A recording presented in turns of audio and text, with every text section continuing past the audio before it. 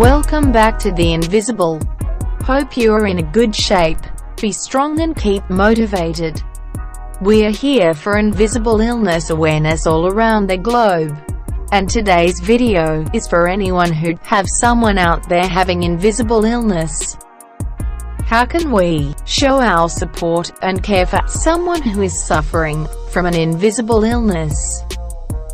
Take a look at some of the things you should avoid saying to them, and what you can say instead.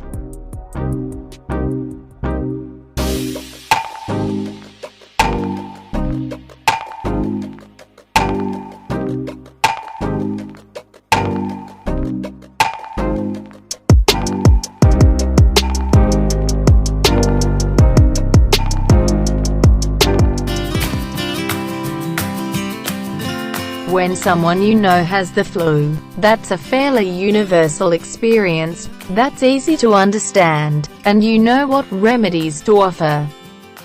It's easy to support the person with the flu by offering to make soup, pick up cold medicine, and make plans for a week or so in the future when the sick person will probably be feeling better.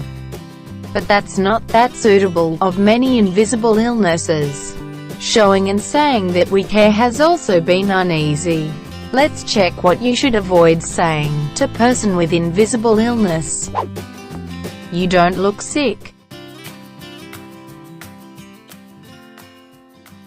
If you're talking to someone who you care about, you would want to be positive and say the nicest way possible.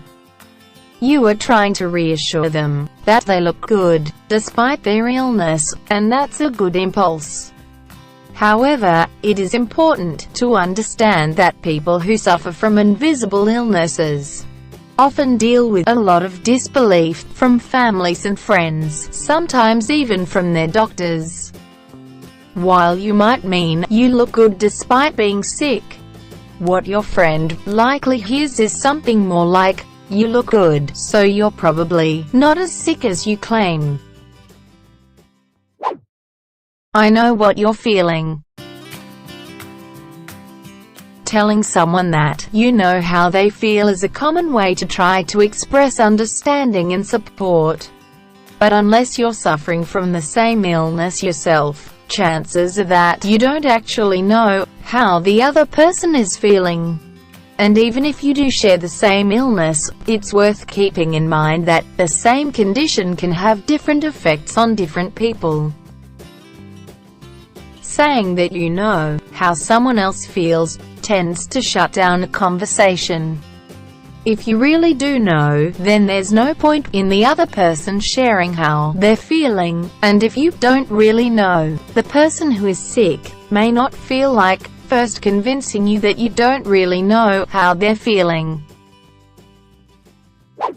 At least it's an invisible illness, and not cancer.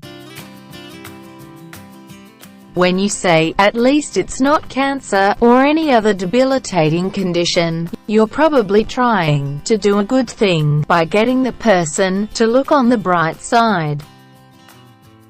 Maybe you're trying to cheer them up by pointing out that it could be worse. However, this really doesn't work. Just because an illness isn't the worst illness that you can possibly think, doesn't mean that it isn't that bad for the person that has it, and it sounds like you're telling them that they can't feel bad about their own illness because other people have illnesses too.